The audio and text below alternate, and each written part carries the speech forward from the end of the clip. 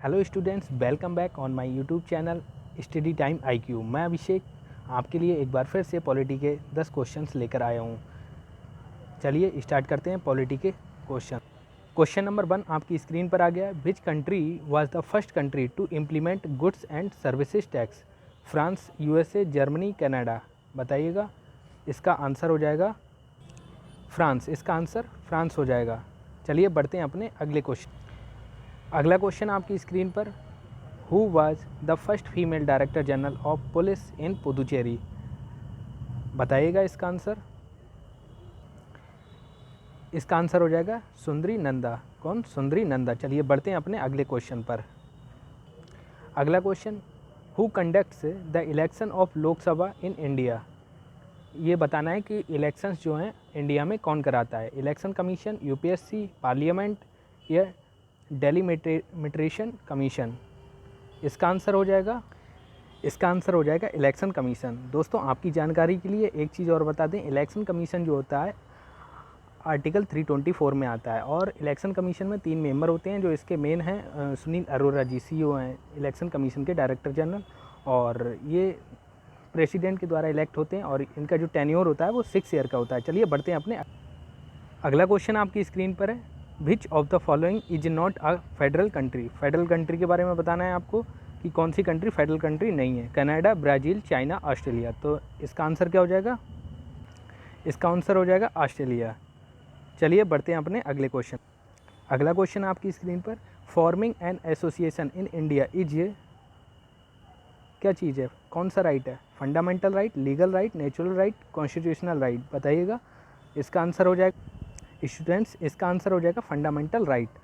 और जो legal right है ये राइट टू प्रॉपर्टी के अंदर आता है और राइट टू प्रॉपर्टी जो है हमारा आर्टिकल 300A में आता है। चलिए बढ़ते हैं अपने अगले क्वेश्चन। अगला क्वेश्चन हम आपकी स्क्रीन पर, the principle of freedom, equality and fraternity takes from which country's constitution? France, Canada, British, Ireland. इसका आंसर हो जाएगा फ्रांस। दोस्तों इसका आंसर फ्रांस हो जाएगा। चलिए बढ़ते हैं अपने अगला क्वेश्चन आपकी स्क्रीन पर आ गया।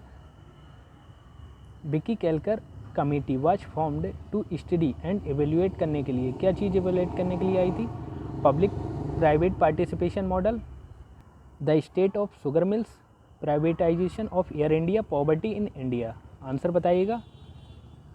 इसका आंसर हो जाएगा पब्लिक प्राइवेट पार्टिसिपेशन मॉडल को। जो विकी केलकर कमेटी थी वो पब्लिक प्राइवेट पार्टिसिपेशन मॉडल को स्टडी एंड एवेल्युएट करने के लिए बनाई गई थी। चलिए बढ़ते हैं अपने अगला क्वेश्चन आपकी स्क्रीन पर, in which of the following state there is a bicameral legislature? Punjab, Goa, Bihar, Sikkim. बताइएगा इसका आंसर। स्टूडेंट्स इसका आंसर हो जाएगा बिहार। इसकी एक ट्रिक भी है स्टूडेंट, जा तू भी मजा कर। इस टाइप से इसमें तेलंगाना, आंध्र प्रदेश, महाराष्ट्र, बिहार और एक जो स्टेट है आपका कर्नाटका, यही सारे स्टेट्स आएंगे। चलिए बढ़ते हैं अपने अगले क्वेश्चन पर।